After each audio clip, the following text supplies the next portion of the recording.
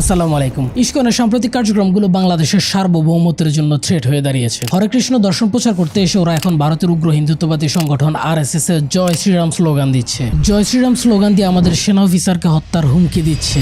আমাদের মায়েরা এখন থেকে একটা যুদ্ধ করবে, সন্তান জন্মদানের যুদ্ধ। আমাদের বাবারা রাস্তায় আন্দোলন করবে, প্রতিবাদ করবে। দেখেন, এই ইসকন গুরু চিন্ময় দাস ভারতের বিজেপি এবং আরএসএস নেতাদের স্টাইলে বক্তব্য দিচ্ছে। দেখেন, আমাদের দেশের প্রশাসনিক বর্তমান অবস্থা কিন্তু খুবই ভঙ্গুর।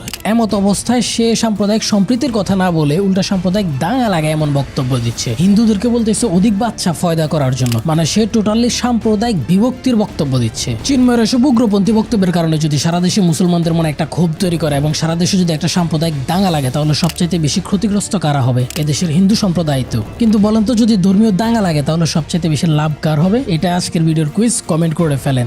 ভিডিওর শেষে গিয়ে কমেন্ট করলে কিন্তু হবে না। আর এই দাঙ্গা লাগানোর জন্য ভারত বাংলাদেশ ইসকনকে একের পর এক ফান্ডিং করে যাচ্ছে। বলে ফেললাম নাকি? প্রায় 7.4 কোটি টাকা ইসকনের মন্দির ও ছাত্র হোস্টেল বানাতে দিয়েছে ভারত। এমনকি ইসকনের মন্দির উদ্বোধন করে ভারতীয় হাই কমিশনার। ভারতের মতো একই কায়দায় বাংলাদেশেও সাম্প্রদায়িক দাঙ্গা লাগানোর জন্য ভারতীয় ফান্ড নিয়ে কাজ করে যাচ্ছে ইসকন। ঢাকা, স্বামীবাগ, সিলেট সহ সারা দেশে সাম্প্রদায়িক দাঙ্গা লাগাতে একের পর এক প্রচেষ্টা করে যাচ্ছে এই সংগঠন। আরএসএস নেতাদের সাথে ইসকনের নেতারা গিয়ে ছবি তুলে। বিশ্ব ইসকন ইহুদিদেরকে সার্ভ করলেও বাংলাদেশে মূলত ইসকন সার্ভ করে ভারতের উগ্রপন্থী সংগঠন আরএসএস কে। আর এর পিছনে রয়েছে অখণ্ড ভারত স্বপ্ন। সেই স্বপ্ন বাস্তবায়নের জন্য ইসকন বারবার দেশে সাম্প্রদায়িক দাঙ্গা লাগানোর চেষ্টা করে, সাথে হিন্দু নির্যাতনের অজুহাতে দেশ দখলের ষড়যন্ত্রে লিপ্ত রয়েছে। হাসিনা থাকাকালীন ওরা সরকারের সমর্থন নিয়ে কাজ করছিল, কিন্তু হাসিনার পতন তাদের অখণ্ড ভারতের স্বপ্ন অন্তত 100 বছর পিছিয়ে দেয়। যার কারণে গত 15 বছর ওদেরকে একবারও রাস্তায় দেখা না গেলেও হাসিনা পতনের সাথে সাথে ওরা রাস্তায় নেমে আসে। জিও পলিটিক্যাল এবং স্ট্র্যাটেজিক্যাল দিক থেকে উপমহাদেশের সুপার পাওয়ার হতে গেলে ভারতের সবচেয়ে বড় গলার কাটা হলো বাংলাদেশ। পুরো বাংলাদেশ দখল না করে ওরা যদি চট্টগ্রাম দখল নিতে পারে, সেটাই ভারতের জন্য যথেষ্ট সে গলার কাটা সরানোর জন্য। তাই আমরা যখন ভারতের 7 সিস্টার্সকে নিয়ে মিম করি, তখন ভারতের প্রধান সারির গণমাধ্যম এবং ইউটিউবাররা আমাদের চট্টগ্রাম দখল করে নিতে বলে। আর এই চট্টগ্রাম দখল ষড়যন্ত্রের সাথে সরাসরি কাজ করছে বাংলাদেশের ইসকন। চট্টগ্রামে হিন্দু গণহত্যার গুজব ছড়াচ্ছে ভেরিফাইড এক্স হ্যান্ডেল গুলা থেকে। এমনকি চট্টগ্রামের সমাবেশ কিংবা হাজারি লেনের ঘটনা কিন্তু সেই ষড়যন্ত্রেরই অংশ। ইসকনের সন্ত্রাসীরা আমাদের সেনাবাহিনীর উপর এসিড ছুড়ে মারছে, যেখানে 10-12 জনের মতো আহত হয়েছে। কিন্তু ইসকন বিশ্বজুড়ে প্রচার করতেছে বাংলাদেশ সেনাবাহিনী নাকি সেখানে হিন্দুদের গণহত্যা করতেছে। ইসকনের এই সকল ষড়যন্ত্র যখন জাতির সামনে দেশপ্রেমিক সাংবাদিক মাহমুদুর রহমান স্যার প্রেজেন্ট করে, তখন ইসকন সন্ত্রাসী সংগঠনের মতো মাহমুদুর রহমান স্যারকে থ্রেট দেয় যে 7 দিনের মধ্যে ক্ষমা চাইতে। শুধু তাই না, সারা দেশে ইসকন সমাবেশ শেষ করে ঢাকা ঘেরাও করার হুমকিও দিয়ে রেখেছে এই সরকারকে। এই জেলায় সমাবেশ হবে এবং এই জেলা থেকে উপজেলায় যাব, তারপর আমরা ঢাকামুখী লং মার্চ করব। এমন পরিস্থিতিতে সারা দেশের মানুষ ইসকন নিষিদ্ধের দাবি করতেছে। কিন্তু আমি মনে করি এই সরকার যদি ইসকন নিষিদ্ধ করে, তাহলে এটা হবে এই সরকারের নেওয়া সবচাইতে ভুল সিদ্ধান্ত। কারণ ইসকনের চরকা কোথাকার বাতাসে ঘুরতেছে আপনি ইমাজিনও করতে পারবেন না। ইসকন নিজেরাই চাচ্ছে যাতে ওদেরকে নিষিদ্ধ করা হোক, কিন্তু ওরা এটা কেন চাচ্ছে সেটাই আমরা 5 পয়েন্টে অ্যানালাইসিস করার চেষ্টা করব। আমরা দেখার চেষ্টা করব ইসকন কি ও ইসকনের উদ্দেশ্য কি, ইসকন কি বাংলাদেশের হিন্দুদের রিপ্রেজেন্ট করে, বাংলাদেশ ইসকন যেভাবে ধর্মীয় দাঙ্গা লাগানোর জন্য কাজ করে যাচ্ছে, ইন্ডিয়ান র এবং আরএসএস এর সাথে এক হয়ে ইসকনের বাংলাদেশ বিরোধী ষড়যন্ত্র, বাংলাদেশে ইসকন নিষিদ্ধ হওয়া উচিত কিনা। সাহস হয় কি করে ইসকনের মতো একটা সাম্প্রদায়িক এবং রয়ের একটা সংগঠন চট্টগ্রামে এত বড় সভা করে? ইসকনকে জঙ্গি সংগঠন উল্লেখ করে বাংলাদেশে এই সংগঠনের কার্যক্রম নিষিদ্ধের দাবি জানিয়েছে হেফাজতে ইসলাম বাংলাদেশ। এই ইসকন নামে একটা সংস্থা, তাদের তো মন্দিরে থাকা উচিত ছিল, তারা কেন বাইরে আসবে? ইসকন আসলে কি? এটা কি হিন্দু সম্প্রদায়ের কোনো সংগঠন? যদি হিন্দু সম্প্রদায়ের সংগঠন হয়, তাহলে এটা কি দেশের হিন্দুদেরকে রিপ্রেজেন্ট করে কিনা? রিপ্রেজেন্ট করলেও ওদের যে আরএসএস স্টাইলের কার্যক্রম, সেটা নিয়ে আমরা যদি আলোচনা করি, তাহলে আমাদের আগে ইসকনের ইতিহাস সম্পর্কে একটু জেনে নেওয়া দরকার। এতে করে আপনাদের আলোচনাটা বুঝতে একটু সুবিধা হবে। International society for Krishna consciousness, ISKCON হলো গৌড়ীয় বৈষ্ণব মতবাদের অনুসারী একটি হিন্দু ধর্মীয় প্রতিষ্ঠান। অভয়াচরণাবিন্দ ভক্তি বেদান্ত স্বামী প্রভুপাদ 1966 সালে নিউ ইয়র্ক শহরে এই সংগঠনটির প্রতিষ্ঠা করে। এই সংস্কৃতির অধিকাংশ অনুসারে ভারতের পশ্চিম বাংলা ও উড়িষ্যা অঞ্চলে ছিল, যার কারণে ইসকন নিউ ইয়র্ক শহরে প্রতিষ্ঠিত হলেও ইসকনের প্রধান কার্যালয় কিন্তু ভারতের পশ্চিমবঙ্গের নদিয়া জেলায়। ভগবদ গীতা এবং ভগবত পুরাণ হলো এই অনুসারীদের ধর্মগ্রন্থ। ইসকন একেশ্বরবাদ প্রথার ভিত্তিতে প্রতিষ্ঠিত, অর্থাৎ এরা মনে করেন ঈশ্বর হলো একজন, যেখানে হিন্দু সম্প্রদায়ের অন্যান্য শাখার মানুষ অসংখ্য দেবদেবীতে পূজা করেন। যেমন লক্ষ্মী দেবীর কাছে ধন সম্পদের জন্য পূজা করেন, বিদ্যা বুদ্ধির জন্য সরস্বতী দেবীর পূজা করেন এবং দুর্গা পূজা সহ আরো অসংখ্য অনেক দেবদেবীর পূজা করে থাকেন। কিন্তু বৈষ্ণব ইসকনের অনুসারীরা এত দেবদেবী দেবীর পূজা করে না, তারা একজনকে সবকিছু মানে। তারা মনে করে সকল অবতারের মূল উৎস হচ্ছে শ্রীকৃষ্ণ। এরা নিরামিষভোজী, অর্থাৎ এরা মাছ মাংস খায় না, কারণ তারা মনে করে প্রাণী হত্যা মহাপাপ। নেশা জাতীয় দ্রব্য, অ্যালকোহল, সিগারেট, মাদক দ্রব্য সেবন করে না, জুয়া খেলে না, অবৈধ যৌনাচার করে না। এরা বাউল শ্রেণীর, তাই এরা কীর্তন মন্ত্র পড়ার সাথে সাথে জোরে জোরে ঢোল বাজিয়ে নাচ করতে পছন্দ করে। এদের প্রধান মন্ত্র বা স্লোগান হলো হরে কৃষ্ণ কৃষ্ণ কৃষ্ণ হরে হরে, হরে রাম রাম রাম হরে হরে।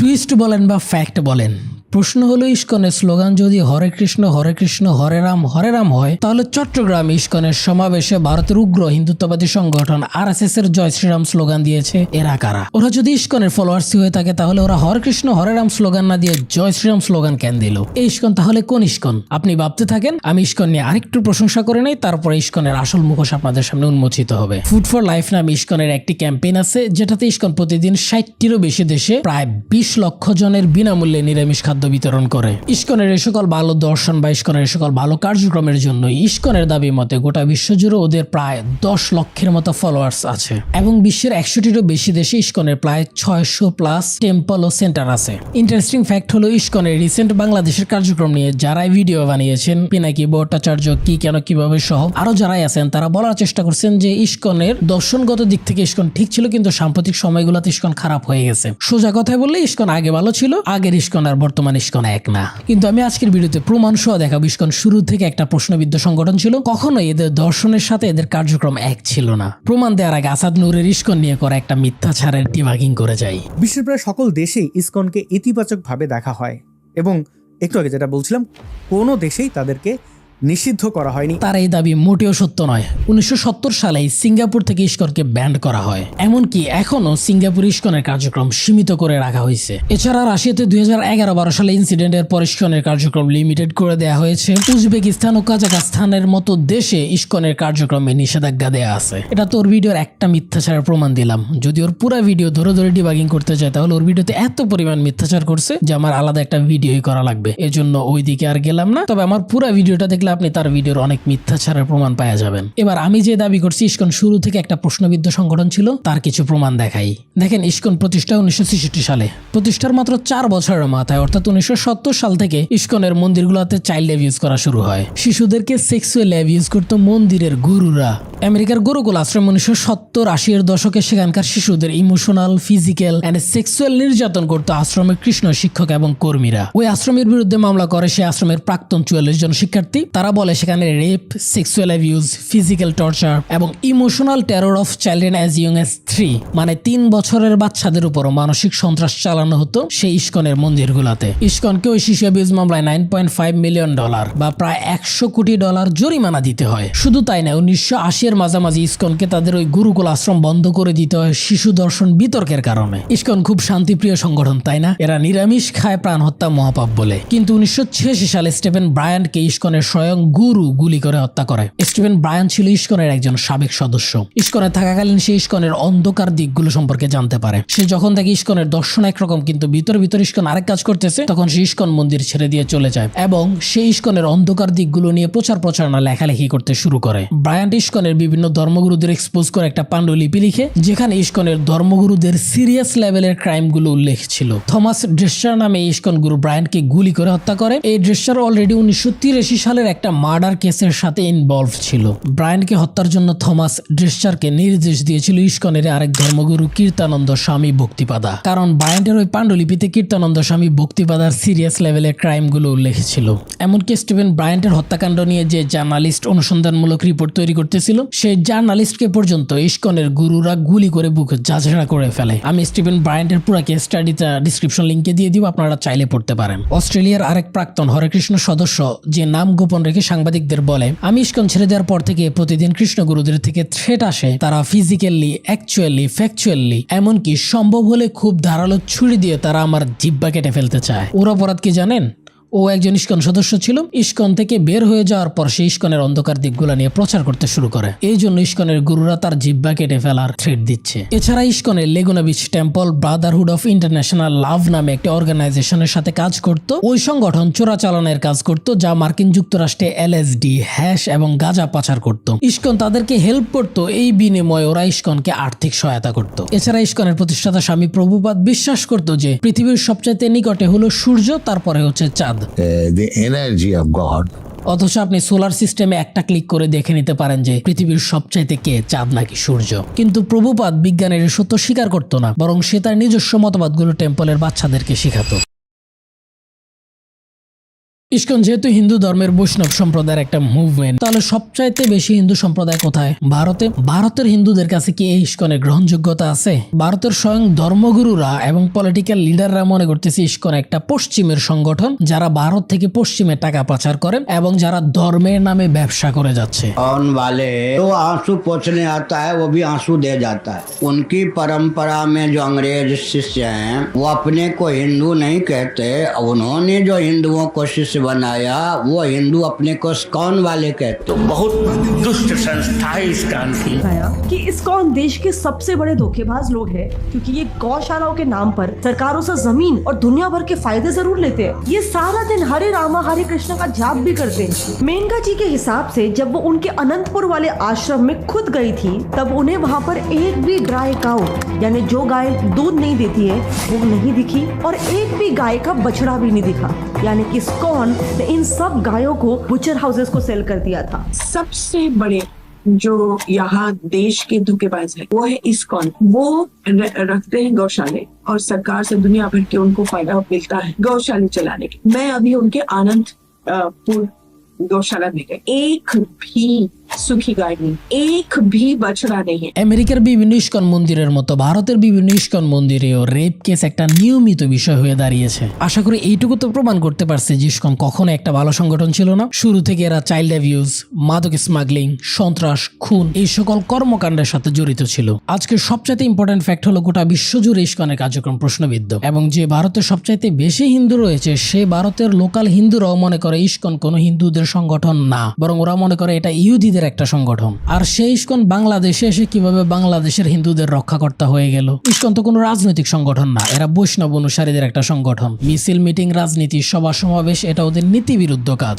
সেখানে ইস্কন কিভাবে এরকম মহাসমাবেশ করে এবং সারা দেশ বন্ধ করে দেওয়ার হুমকি দেয়। সমাবেশে টেররিস্ট অর্গানাইজেশন RSS এর জয় শ্রীরাম স্লোগান দেয় এবং তাদের গেরুয়া পতাকা বাংলাদেশে লাগায়। আর ইস্কনের সাথে এদেশের সনাতনী হিন্দুরাই বা কেন জয়েন করতেছে? যেখানে ইস্কনের ধর্মীয় বিশ্বাসের সাথে এদেশের সনাতনী হিন্দুদের ধর্মীয় বিশ্বাস আকাশ পাতাল তফাৎ, কিন্তু দুই গ্রুপ এখানে এসে এক হয়ে গেল কিভাবে? এখানে আপনি খুঁজে পাবেন হিন্দুত্ববাদ এবং দেশ বিরোধী ষড়যন্ত্রের টুইস্ট। এই টোটাল জিনিসটা যদি আমরা বুঝতে চাই তাহলে আমাদের আগে দেখা দরকার যে ইস্কন বাংলাদেশে এসে হিন্দুদের রক্ষাকর্তা বা ভগবান হয়ে দাঁড়াইছে, সেই ইস্কন কে দেশের হিন্দুদেরকে রিপ্রেজেন্ট করে কিনা।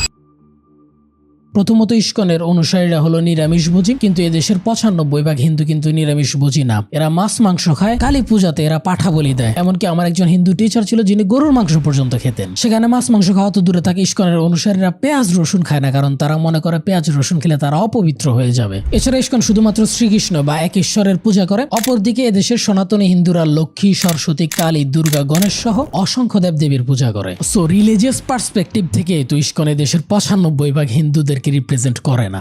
2022 সালের ডাটা অনুসারে বাংলাদেশে হিন্দুর সংখ্যা প্রায় 1,32,00,000। সেখানে ইস্কনের অনুসারে 2019 সালের রিপোর্ট অনুসারে মাত্র 35,000। এখন ধরে নিলাম 1 লাখ বা 5 লাখ। সো এই 5 লাখ ইস্কনের অনুসারে কিভাবে এই দেশের 1.5 কোটি হিন্দুদের রিপ্রেজেন্টেটর হয়? ইস্কন দেশের সনাতনী হিন্দুদের কেমন ভগবান সেটা একটু দেখাই। ঢাকার স্বামীবাগের ইস্কনের এই মন্দিরটি ছিল 100 বছরের পুরনো সনাতন হিন্দুদের মন্দির। জমির মালিককে মামলা হামলা করে সেই মন্দির দখল করে নেয় ইস্কন। সেই মামলা নিষ্পত্তি হওয়ার আগে ইস্কন গায়ের জোর দিয়ে অবৈধভাবে সেখানে আধুনিক ইস্কন মন্দির বানাচ্ছে। ফরহাদ মাজারের ফেসবুক পোস্ট থেকে দেখা যায় অবৈধভাবে ইস্কনকে মন্দির বানাতে রাষ্ট্রীয়ভাবে আদালত সামলাচ্ছে আওয়ামী লীগের মন্ত্রী তোফায়েল আহমেদ। একই কায়দায় ঠাকুরগাঁয়ের রসিক রায় জিও মন্দিরও দখল করে নেয় ইস্কন।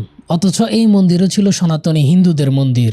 2009 সালের 18 সেপ্টেম্বর দুর্গাপূজার সময় ইস্কনের সাথে সনাতনী হিন্দুদের সংঘর্ষ হয়। সেই সময় ইস্কন ভক্তদের হামলায় মন্দিরের সনাতনী হিন্দু ফুলবাবু নিহত হয়। দীর্ঘ এক যুগ ওই মন্দির 144 দ্বারা জারি থাকলেও এখন শোনা যায় ওই মন্দিরও নাকি ইস্কনের সদস্যরা দখল করে আছে। এছাড়া চট্টগ্রামে অবৈধভাবে হিন্দু সম্প্রদায় প্রবর্তক সংঘের জায়গা দখল করে নেয় ইস্কন। এমনকি হিন্দুরা বাধা দিতে গেলে ইস্কনের সন্ত্রাসীরা অন্তত 12 জন প্রবর্তকের হিন্দুকে পিটিয়ে আহত করে। স্বয়ং প্রবর্তক সংঘের নেতারাই বলছে ইস্কন একটা উগ্রবাদী সংগঠন। সারা দেশে ইস্কনের যতগুলো মন্দির রয়েছে তার বেশিরভাগ মন্দিরই সনাতন হিন্দুদের থেকে দখল করা মন্দির বা অবৈধ মন্দির। এছাড়া ইস্কনের বিরুদ্ধে সাধারণ হিন্দু এবং মুসলমানের ভূমি আত্মসাতের অভিযোগও কিন্তু কম না। সো যেখানে ইস্কন এই দেশের সাধারণ হিন্দুদের জায়গা জমি দখল করে নিচ্ছে, পিটে আহত করতেছে, হত্যা করতেছে, হিন্দুদের মন্দির দখল করে নিচ্ছে, এটা তো পরিষ্কার যে ইস্কন এই দেশের হিন্দুদেরকে রিপ্রেজেন্ট করে না। কিন্তু হাসিনা পালায় যাওয়ার পর এখন দেখা গেছে যে ইস্কন এই দেশের টোটাল হিন্দুদের রিপ্রেজেন্টেটর। ইস্কনের ডাকে সারা দেশের হিন্দুরা একত্রিত হচ্ছে এবং ইস্কন এই দেশের হিন্দুদেরকে জড়ো করে সাম্প্রদায়িক সম্প্রীতির কথা না বলে যেভাবে সাম্প্রদায়িক উস্কানিমূলক বক্তব্য দিচ্ছে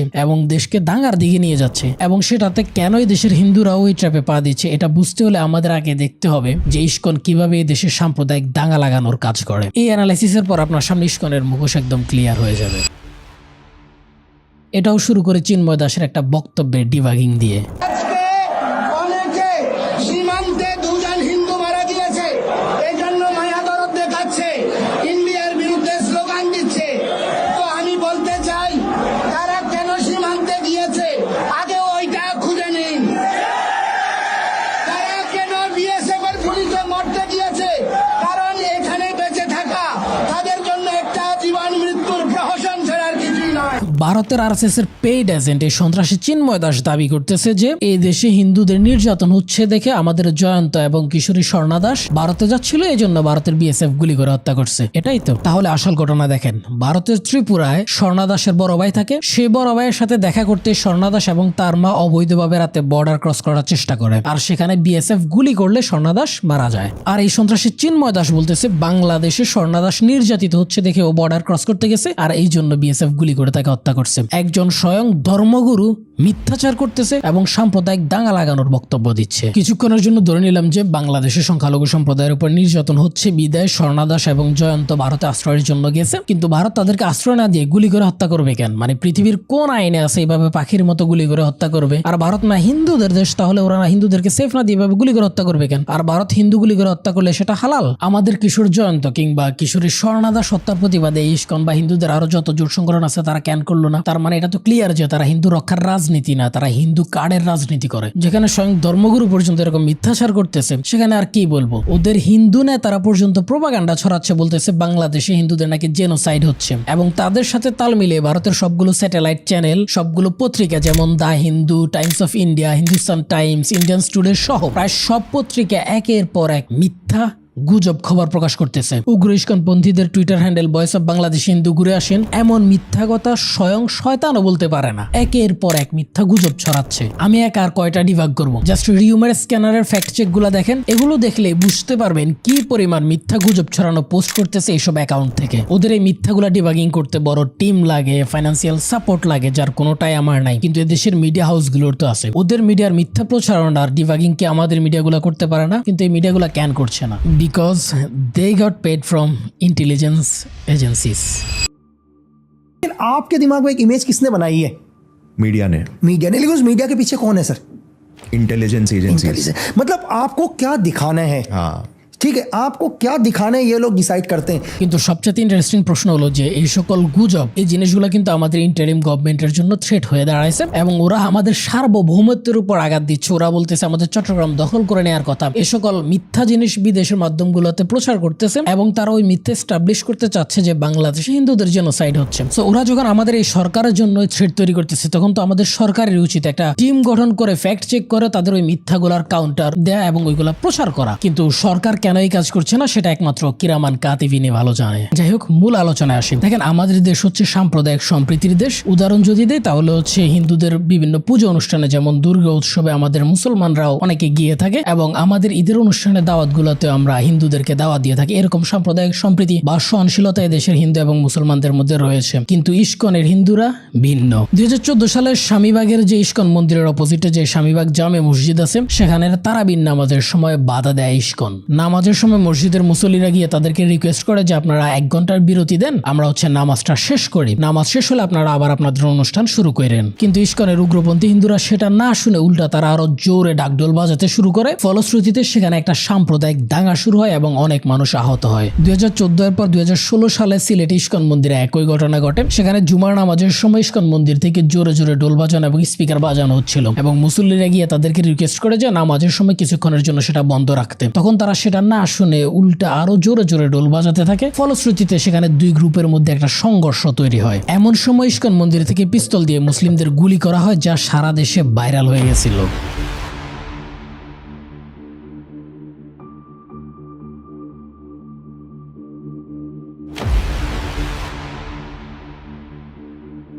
ওই ঘটনার পর অর্ণব ভট্টাচার্য নামে এক হিন্দু পোস্ট করে বলে, ইস্কনি মতাদর্শীরা ধর্ম পালন করতে গিয়ে মন্দিরে পিস্তল, বন্দুক ইত্যাদি অস্ত্রাদি রাখার অনুমতি কি প্রশাসনিকভাবেই গুজ্জ? ধর্ম পালনে অস্ত্রের প্রয়োজনীয়তা কি সেটাই জানার অভিপ্রায়। ইস্কন অহিংসা পরম ধর্মের বুলি আওড়ালেও কাজে কর্মে এক ধরনের জঙ্গি। অথচ আপনি স্বাধীন 50 বছর না, গত 100 বছর ইতিহাস একটু রিসার্চ করেন যে এই দেশে কোনো সনাতনী হিন্দুরা মুসলমানদের নামাজের সময় এরকম জোরে ডাকডোল বাজাতো না, বরঞ্চ তারা নামাজের সময় রেসপেক্ট করে এগুলা বন্ধ রাখতো। কিন্তু ইসকন সেটা করে না। কিন্তু তারা কেন করে না? কারণ তারা ইচ্ছা করে দেশকে অস্থিতিশীল করার জন্য, ভারতের মতো সাম্প্রদায়িক দাঙ্গা লাগানোর জন্য পরিকল্পিতভাবে এই কাজগুলো করে যাচ্ছে। 2019 সালে ইসকন ফুড ফর লাইফ ক্যাম্পেইনে বিভিন্ন স্কুলে খাবার বিতরণ করতে গিয়েও স্কুলের মুসলিম বাচ্চাদের হরে কৃষ্ণ কীর্তন পড়ায়। কৃষ্ণ কৃষ্ণ হরে হরে হরে রাম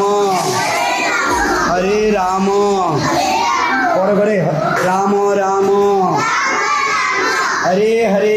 2016 সালে ইসকনের বিরুদ্ধে পোস্ট করলে খুন হয় সিলেটের এক মসজিদের ইমাম। বুয়েটের আবরার ফাহাদের হত্যার মূল হোতা অমিত শাহও ছিল এই উগ্রবাদী ইসকনেরই সদস্য। সিলেটের জগন্নাথপুরে ইসকনের রথযাত্রার অনুষ্ঠানে অতর্কিতভাবে হামলা করে সে হামলার দায় চাপিয়ে দেওয়ার চেষ্টা করায় মুসলমানদের উপর, যাতে করে একটা সাম্প্রদায়িক দাঙ্গা লেগে যায়। অথচ পরে দেখা যায় ওই হামলাকারী মিন্টু রঞ্জন ধর ছিল একজন ইসকনেরই নেতা। এভাবেই পরিকল্পিতভাবে একের পর এক ধর্মীয় দাঙ্গা লাগানোর চেষ্টা করে আসতেছে স্বয়ং ইসকনের নেতা এবং সদস্যরা। স্বদেশ বার্তা পত্রিকার লেখক নয়ন চ্যাটার্জি এক নিবন্ধে লিখেছেন, ইসকনের কাজ অবশ্যই শাস্তিযোগ্য অপরাধ এবং সাম্প্রদায়িক দাঙ্গা বাঁধানোর পায় তারা। প্রয়োজনে সাম্প্রদায়িক ষড়যন্ত্র করার জন্য এদেশের হিন্দু নেতাদের উচিত ইসকনের বিরুদ্ধে আইনি ব্যবস্থা নেয়া। ইসকন সংগঠনটি উগ্র ধরনের সংগঠন। বাংলাদেশে যে সাম্প্রদায়িক সম্প্রীতি বিরাজ করে সেটা ভাঙার জন্য বারবার চেষ্টা করছে এই সংগঠনটি। আশা করি এইটুকু তো ক্লিয়ার করতে পারছি যে ইসকন কিভাবে একের পর এক পরিকল্পিতভাবে এদেশের ধর্মীয় দাঙ্গা লাগানোর চেষ্টা করে আসছে। এখন প্রশ্ন হলো যে ইসকন কেন বারবার এদেশের ধর্মীয় দাঙ্গা লাগাতে চায় বা এরা কার হয়ে কাজ করে? এই প্রশ্নের উত্তর খুঁজতে গিয়ে আমরা পাই যে ভারতীয় র এবং ভারতের উগ্রপন্থী হিন্দুত্ববাদী সংগঠন আরএসএস এর সাথে এক হয়ে ইসকনের বাংলাদেশ বিরোধী ষড়যন্ত্র। দেখেন, হাসিনা পালায় যাওয়ার পর চট্টগ্রামে যে ইসকন বা হিন্দুরা যে সমাবেশটা করছে, এটা আওয়ামী লীগের একটা সংখ্যালঘু রাজনীতির অংশ। দেখেন, আমি একটা ডেডিকেটেড ভিডিও বানায় দেখাইছি যে কি পরিমাণ সংখ্যালঘুদেরকে হাসিনা গত 15 বছরে নির্যাতন করছেন। তারপরও কেন যে সংখ্যালঘুরা হাসিনার এই ট্র্যাপে পা দিচ্ছে বা এদেশের হিন্দুরা তাদের ট্র্যাপে পা দিচ্ছে, সেটা আমার মাথায় আসলে ধরে না। এটা যে সংখ্যালঘু রাজনীতির অংশ, এটা বলার জন্য বলছি না, ফ্যাক্ট চেক করে বলছি, আমি প্রমাণ দেখাচ্ছি। কক্সবাজার শহর আওয়ামী লীগের সাংগঠনিক সম্পাদক দীপক দাস ইসকনের গুরুদের স্টেজে নিয়ে যাইতেছে। এছাড়া আরো এই সকল আওয়ামী লীগ নেতাদের ছবি দেখেন বা ইসকন নেতাদের পিছনের ওদেরকে দেখেন, এরকম শত শত ছবি আমি আওয়ামী লীগের নেতাদেরকে দেখাইতে পারবো যারা ওই ইসকনের এটার পেছনে ছিল। পর হাজারে লেনে পুলিশ এবং সেনাবাহিনীর উপর যে নির্যাতন হয়েছে, সেখানেও আওয়ামী লীগ নেতাকে গ্রেপ্তার করা হয়েছে। তো এইগুলোতে আমি যাব না, কারণ গত 15 বছরে ইসকন যেই কাজগুলো করছে ওইগুলোর তুলনায় এই 2 দিনের ঘটনা কিছুই না। ইসকনের সাথে ভারতীয় র এবং আরএসএস এর কার্যক্রমের লিঙ্ক আপের প্রমাণ দেওয়ার আগে বাংলাদেশের র স্বাধীনতা উত্তর সময় থেকে কিভাবে কাজ করতেছে একটা ডেডিকেটেড ভিডিও বানায় দেখাইছে, যেটা আমার চ্যানেলের মোস্ট পপুলার ভিডিও, চাইলে এটাও দেখে নিতে পারেন। আবু রুশদের লেখা বাংলাদেশের র বইয়ের 171 নম্বর পেজে বলা হয়, ইসকন নামে একটি সংগঠন কাজ করছে। এই সংগঠনের প্রধান কাজ হচ্ছে বাংলাদেশি উস্কানিমূলক ধর্মীয় অনুষ্ঠান পালন করা, যার উদ্দেশ্য হচ্ছে সাম্প্রদায়িক দাঙ্গা সৃষ্টি। সো আবু রুশদের এই ইনফরমেশনের সত্যতা তো পাইছেন, যেটা হচ্ছে 2014 সালের স্বামীবাগের দাঙ্গা, 2016 সালে সিলেটের দাঙ্গা। এই ইসকনকে অনেকে ইহুদিদের মতাদর্শের প্রতিষ্ঠান বললেও বাংলাদেশি ইসকন মূলত ভারতের তীব্র হিন্দুত্ববাদী সংগঠন আরএসএস এর মতাদর্শ বাস্তবায়নে ব্যস্ত। ইসকন আরএসএস এর মতাদর্শ কিভাবে দেশে বাস্তবায়ন করতেছে তার আগে 2 একটা প্রমাণ দেখাই, তারপরে রয়ের কানেকশন দেখাচ্ছি। আমার এই ভিডিওতে আমি প্রমাণ সহ দেখাইছি ভারতের আরএসএস এর উগ্র হিন্দুত্ববাদী হিন্দুরা কিভাবে মাইকিং করে হিন্দুদের বলতেছে যে তোমাদের দোকানে যদি কোনো মুসলিম চাকরি করে তাহলে তাদেরকে বের করে দাও, আর নতুন করে কাউকে চাকরি দিও না।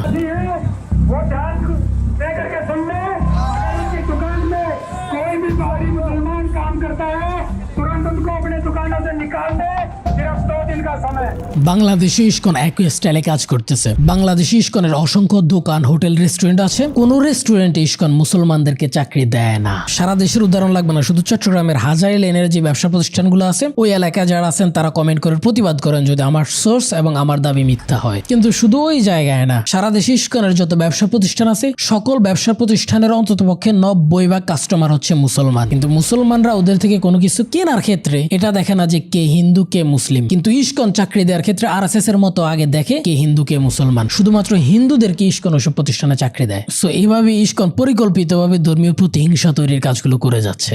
বাংলাদেশের চট্টগ্রামে হিন্দু জেনোসাইড হচ্ছে এমন গুজব ছড়ানো ও কনফারেন্স করে বেড়ানো ডক্টর কুশল বরুণ চক্রবর্তী ভারতের সন্ত্রাসী সংগঠন আরএসএস এর হিন্দুত্ববাদী সন্ত্রাসী নেতা আদিত্যনাথ যোগীর সাথে দাঁড়িয়ে ছবি তুলছে। এই আদিত্যনাথ একজন সন্ত্রাসী নেতা দেখে ভারতের সাধারণ হিন্দুরা পর্যন্ত ওকে পছন্দ করে না। কিন্তু এরকম উগ্রপন্থী একজন নেতার সাথে দেশের ইসকন সদস্য গিয়ে ছবি তোলে। ভারতের বিজেপির ক্ষমতার উৎস হলো এই ডানপন্থী সংগঠন আরএসএস। বাংলাদেশে ইসকন মন্দির ও ছাত্রাবাস উদ্বোধন করে ভারতীয় হাই কমিশনার। এই দেশে ইসকন মন্দির উদ্বোধন হবে, সেখানে ভারতীয় হাই কমিশনার সেখানে উদ্বোধন করবে। খেলা তো এখানেই শেষ না। ভারতের আরএসএস যে কায়দায় ভারতের মুসলমান এবং খ্রিস্টানদের মসজিদ গির্জাগুলো দখল করে নিচ্ছে, বাংলাদেশে ইসকন একই কায়দায় বাংলাদেশে হিন্দুদের মন্দিরগুলো দখল করে নিচ্ছে। আরএসএস এর হিন্দুরা যেভাবে নামাজরত মুসলিমদের উপর নির্যাতন শুরু করে, মসজিদের মাইক ভেঙে ফেলে, মসজিদ ভেঙে ফেলে, মভ করে, একই কায়দায় ইসকন এই দেশে চেষ্টা করতেছে মুসলমানদের নামাজের সময় উচ্চ স্বরে ঢোল তবলা বাজিয়ে দেশের মধ্যে একটা অস্থিতিশীল বা দাঙ্গা তৈরি করা। আমেরিকাতে ইসকন ইহুদি স্টাইলে কাজ করলেও বাংলাদেশে ইসকন কাজ করে আরএসএস স্টাইলে।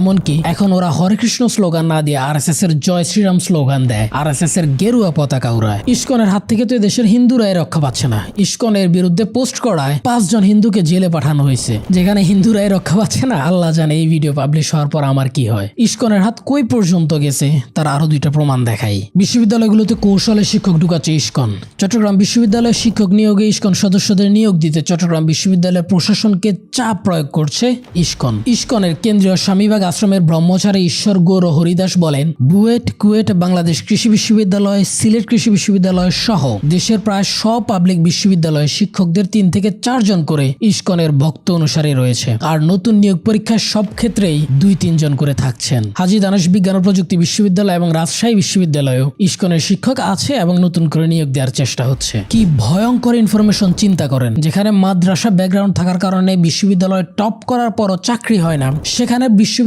প্রতিটা নিয়োগে 2-3 জন করে ইসকনের সদস্য নিয়োগ দেওয়া হচ্ছে। ভেবে দেখেন আপনার আমারও জানতে ইসকন কতটা ভয়ঙ্কর হয়ে উঠতেছে। You have no idea. বাংলাদেশের রয়ের ট্রেন্ড ফোর্স যারা আছে তাদের বেশিরভাগের আশ্রয় কেন্দ্র হলো বাংলাদেশের ইসকনের ব্যবসা প্রতিষ্ঠানগুলো। ইসকনের হোটেল রেস্টুরেন্টগুলোতে রয়ের ভারতীয় ওই সকল লোক কাজ করে। অনেকে তো বাংলাতে কথাও বলতে পারে না। হোটেল রেস্টুরেন্ট বা ব্যবসা প্রতিষ্ঠানের আড়ালে ভারতীয় গোয়েন্দা সংস্থা র কিভাবে বাংলাদেশে কাজ করতেছে সেটা আবু রুশদের লেখা বাংলাদেশের র বইয়ের এই চ্যাপ্টারে পেয়ে যাবেন। কিন্তু হাসিনা যে কয়দিন ক্ষমতায় ছিল বাংলাদেশের সরাসরি প্রশাসনিক অফিসগুলোতে রয়ের কর্মচারীরা চাকরি করত। ওরা একে তো এদেশের গুম খুনগুলোর সাথে জড়িত ছিল এবং উল্টা এদেশের তথ্য পাচার করত, আর তার বিনিময়ে এই দেশ থেকে তারা বেতন পেত। আচ্ছা, আর কয়েকটা বিষয়, যে আমাদের গোয়েন্দা সংস্থার সাথে তো র কাজ করতো, তাই না? অবশ্যই কাজ করতে। হ্যাঁ, এখনো কি করছে? আমার জানা মতে না। আমাদের জানা মতে ধরেন যেই প্রতিষ্ঠানটার উপরে সবচেয়ে বেশি প্রভাব ছিল রয়ের, সেটা হচ্ছে এনএসআই, তাই তো? এনএসআই, ডিজিএফআই 2টা সংস্থার মধ্যে তাদের না ছিল, কিন্তু সবচেয়ে বেশি প্রভাব ছিল এনএসআই। আপনি জাস্ট এটা ইমাজিন করেন যে পাকিস্তানের রয়ের একজন এজেন্ট ধরা পড়ছে, অথবা ভারতে পাকিস্তানের আইএসআই এর একজন এজেন্ট ধরা পড়ছে, তাহলে ওদের কি হবে? নিশ্চিত ফাঁসি। কিন্তু আমাদের দেশে উল্টা তাদেরকে বেতন দিত। কিন্তু হাসিনা পালায় যাওয়ার পর রয়ের লোকেরা প্রশাসনিক জায়গাতে না থাকলেও রয়ের তৎপরতা কিন্তু আগের থেকে অনেক বেশি বেড়ে গেছে। আর তাদের প্রোটেকশন দিচ্ছে বাংলাদেশি ইসকনের এই সকল হোটেল বা রেস্টুরেন্টে বিভিন্ন ব্যবসা প্রতিষ্ঠান। আরো ভয়ঙ্কর কথা কি জানেন? 90% মুসলমানের দেশে মুসলমান তাদের কাস্টমার, কিন্তু ইসকনের হোটেল রেস্টুরেন্ট গুলোতে গরুর মাংস বিক্রি হয় না। ওই যে আরএসএস স্টাইল।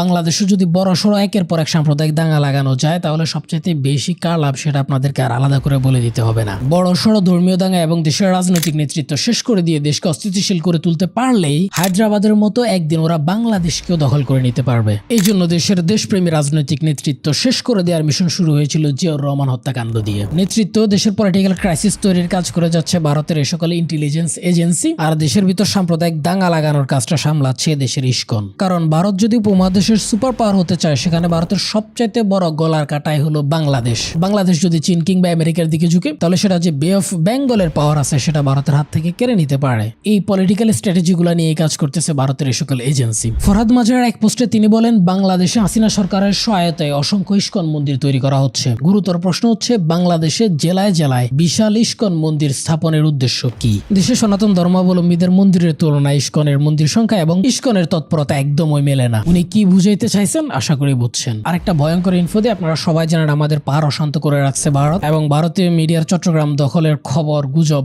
এগুলা কিন্তু দেখতেছেন, ওরা মিনিস্ট্রি মিডিয়াতে কাজগুলো করতেছে। চট্টগ্রামের চন্দ্রনাথ পাহাড়ে নাকি স্নাইপার রাইফেল বুলেট প্র্যাকটিসের কিছু দাগ গাছের মধ্যে লেগে আছে। আমরা কুকি চীনের কথা জানি, কিন্তু এই কাজগুলোর জন্য সন্দেহ করা হচ্ছে ইস্কনকে। যেহেতু এটা একটা ফেসবুক পোস্ট, সেহেতু ফ্যাক্ট চেক করা সম্ভব হয়নি। তো এই সন্দেহকে আমি সত্য বলছি না ঠিকই, কিন্তু অসত্য বলে আমি উড়াইও দিতে পারছি না। এভাবে ইস্কনের একের পর এক ষড়যন্ত্র আমাদের সার্বভৌমত্বের জন্য থ্রেট তৈরি করছে। এখন প্রশ্ন হলো, আমাদের সার্বভৌমত্বের জন্য থ্রেট তৈরি করা বা দেশকে অস্থিতিশীল করতে চাওয়া এই সন্ত্রাসী সংগঠন ইস্কন কি নিষিদ্ধ হওয়া উচিত কিনা? আমি বলবো না, এই মুহূর্তে ইস্কন নিষিদ্ধ করা ঠিক হবে না। কিন্তু এতগুলো প্রমাণ, ইস্কনের আরএসএস এর সাথে লিঙ্ক আপ, রয়ের সাথে লিঙ্ক আপ এবং এত দেশ বিরোধী ষড়যন্ত্র দাঙ্গার পরও আমি কেন বলতেছি যে ইস্কন নিষিদ্ধ করা ঠিক হবে না? দেখেন, হাসিনা পালায় যাওয়ার পর বা হাসিনার পতনের পর হাসিনা যতটা না পাগল হয়ে গেছে, তার চাইতে বেশি পাগল হয়ে গেছে ভারতীয় এই সকল মিডিয়াগুলা। কি পরিমাণে গুজব ওরা ওদের পত্র পত্রিকায়, টেলিভিশনে এবং টুইটারে ছাড়তেছে, আপনি চিন্তা করতে পারবেন না। ওরা বলতেছে চট্টগ্রামে হিন্দুদের উপর জেনোসাইড হচ্ছে, ভারতের এখনই উচিত ভারতের সেনাবাহিনী চট্টগ্রামে হস্তক্ষেপ করা, চট্টগ্রাম দখল করে নেয়া, ইত্যাদি ইত্যাদি। সো এখন যদি এই সরকার ইস্কন নিষিদ্ধ করে, তাহলে সেটা ভারতের সংখ্যালঘু নিয়ে যে রাজনীতি,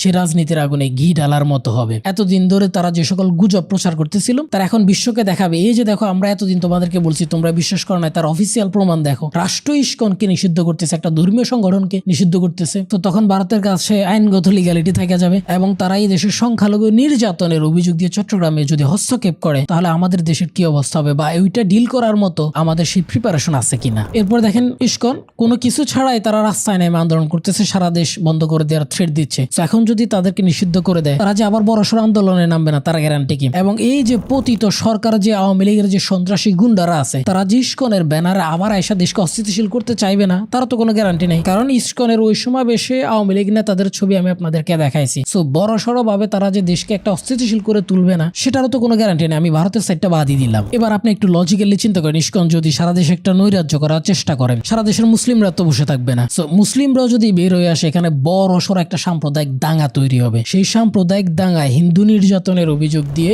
ভারতে দেশে সরাসরি সেনাবাহিনী দিয়ে হস্তক্ষেপ করবে। সেটা ডিল করার মতো ক্যাপাসিটি অন্তত পক্ষে এই নরবরে সরকারের কাছে নাই। সো এই জন্যই বলছি, এই সরকারের অন্তত পক্ষে ইস্কন নিষিদ্ধ করা ঠিক হবে না। আরো গুরুত্বপূর্ণ ফ্যাক্ট হলো, বিশ্বের যে সকল দেশে ইস্কনকে নিষিদ্ধ করা হয়েছে, সে সকল দেশের জাতিসংঘ সহ আমেরিকান স্টেট ডিপার্টমেন্ট পর্যন্ত বিবৃতি দিচ্ছে। এখন এই নরবরে সরকার যদি ইস্কনকে নিষিদ্ধ করে, আমেরিকা যদি এই সরকারকে নিষেধাজ্ঞা দেয়, তাহলে এই সরকার কতটা সমস্যায় পড়বে সেটাও একটু আমাদের চিন্তা করা দরকার। এখন প্রশ্ন করতে পারেন, তাহলে সলিউশন কি? আমরা বা সরকার কি করতে পারে? আমরা যেটা করতে পারি সেটা হচ্ছে আমাদের সাম্প্রদায়িক সম্প্রীতি ধরে রাখা। ইস্কন বা হিন্দুদের থেকেও বা কেউ যদি কোনো ফেক আইডি থেকে কোনো উস্কানিমূলক পোস্ট দেয়, তাহলে সেটাকে মব জাস্টিস করে আইন নিজের হাতে তুলে না দিয়ে স্পেসিফিক ওই জনকে চিহ্নিত করে তাকে প্রশাসনের হাতে তুলে দেয়া। যদি আমরা মব জাস্টিস করতে যাই, সেখানে একটা সাম্প্রদায়িক দাঙ্গা তৈরি হবে, এবং ইস্কন এবং র এটাই চাচ্ছে। সো এই কাজটা করা যাবে না, এবং হিন্দু ভাইদের কাছে রিকোয়েস্ট থাকবে যে আপনারা কোনো সাম্প্রদায়িক দাঙ্গায় জড়াবেন না, কোনো মব জাস্টিসে যাবেন না, অন্তত পক্ষে দেশের এই ক্রিটিক্যাল সিচুয়েশনে। এটা তো আমাদের করণীয়। এখন সরকার কি করতে পারে? যেহেতু এটা সরকারের জন্য একটা কনসার্ন, সেটা হচ্ছে সরকার ইস্কনকে নিষিদ্ধ করে না দিয়ে ইস্কনের জন্য ইস্কনের কিছু কাজকে লিমিটেড করে দিতে পারে, যেটা বিশ্বের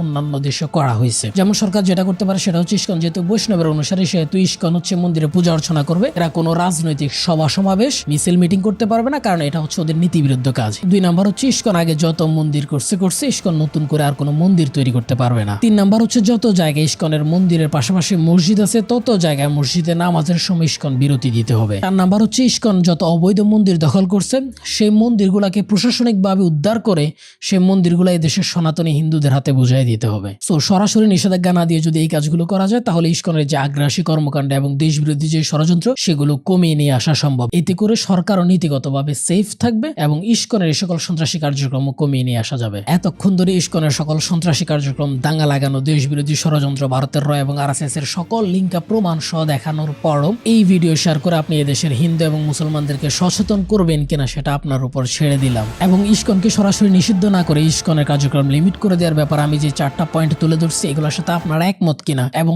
সরকারের এই স্টেপগুলো নেওয়া দরকার কিনা এগুলা কমেন্ট করতে পারেন। ইসকন আবার মানচিত্রে হাত দেওয়ার ফায়তারা করতেছে, আমি তা হতে দিতে পারি না। মা, মাটি, দেশকে ভালোবাসুন। ধন্যবাদ সবাইকে। আল্লাহ হাফেজ।